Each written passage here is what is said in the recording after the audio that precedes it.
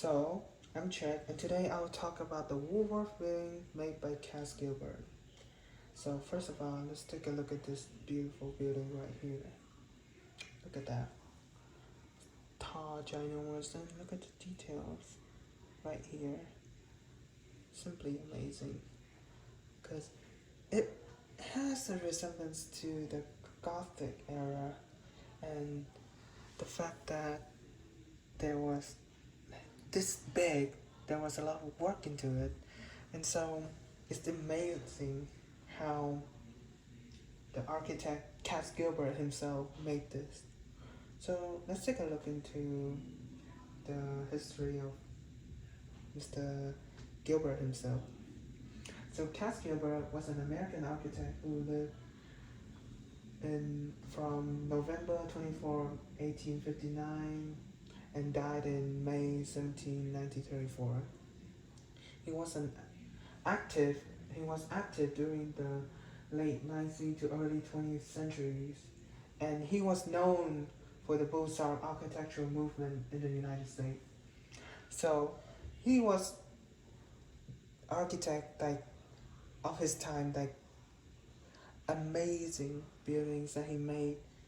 Everyone knew who he was and how his work of art influenced a lot of other architects. And so you might know him for other works such as the United States Supreme Court building in 1935. Look at that. Reminds me of the Corinthian order right here. The Corinthian right here. And then the statues, and then some high relief carving up there. Simply like, it's like a Greek Parthian? Yeah, kind of like a Parthian. And so you also know him for, the Minnesota State Capitol in 1905. Look at that. Beautiful. Statues here again. Columns, Corinthian columns. Yeah. Most of his works are just simply ginormous, beautifully made. So, the Woolworth building was built in 1910 and finished in 1913, and it was the tallest building during its time until 1930. And so it was originally constructed as a headquarters of the F.W. Woolworth Company, a retail chain where it housed office space for the company's executives as well as the retail space on the lower floors. So, yeah. Let's take a look at everything here and look at that. Amazing. The Woolworth building is primarily made of limestone and terracotta for its exterior cladding. Limestone blocks were used for the lower floors of the building, providing the strength and the durability, while the terracotta tiles were used for the upper floors and the decorative elements around it. So, and there was steel frame structure that provided support necessary for its construction. So basically, people would build steel frame from the bottom here, and then they start building the exterior and on top, down, all the way up there, right there. And so, yeah, all of this, amazing. And so, all of this would display Cass Gilbert's architectural style of the Gothic style, which the building's facade is adorned with Gothic-inspired ornamentation right here, including the pointed arches. I see the pointed arches, it's just going like this, something like that. But yeah, and there's also intricate tracery as well as decorative sculptures. And this building, we need to know that it's a tripartite design, which is like a building was divided into three distinct sections: a base, a shaft, and a crown, which is a common feature for skyscraper architecture. So yeah, of that one building. Let's go into the interior. First of all, let's take a look at this piece of artwork right here. Kind of reminds you of those Renaissance triptychs, right? And so she's holding the globe. And what we've known is that this building is mostly for businesses.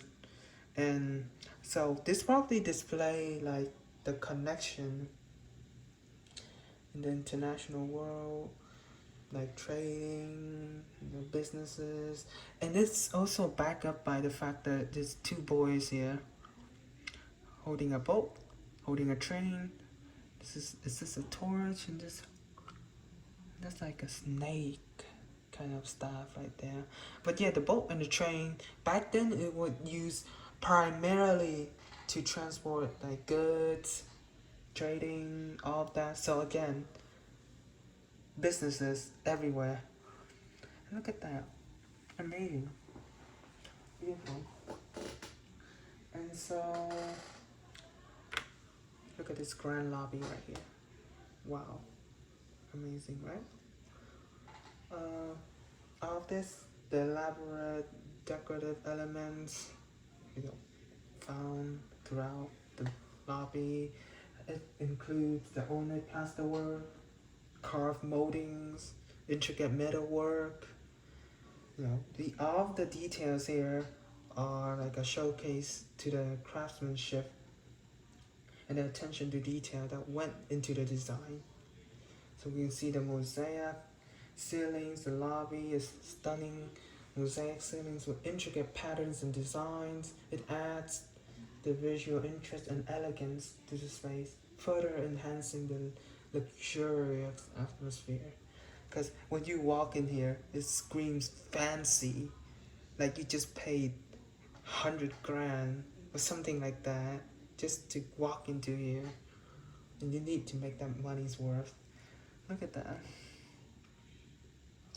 We also have some windows around here, which allows natural light in, and so at daytime, when you walk inside, it's like you're going to the heaven, the pearly gate.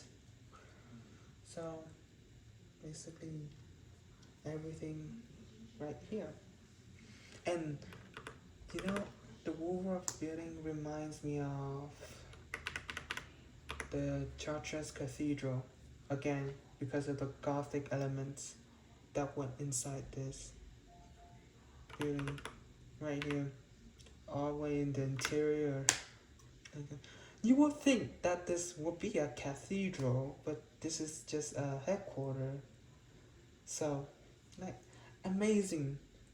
And when you work here every day, when you walk in, you get splashed with this beautiful works of detail and everything. And wow,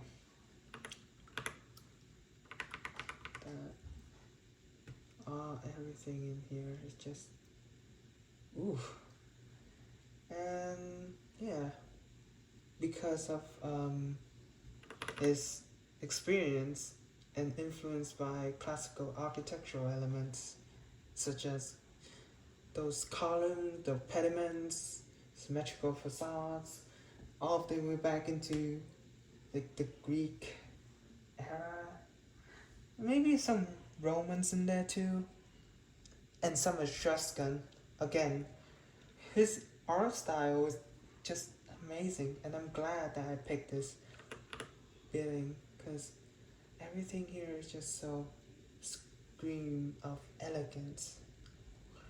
So yeah, thank you for coming to this video. Again, Cass Gilbert is such a badass.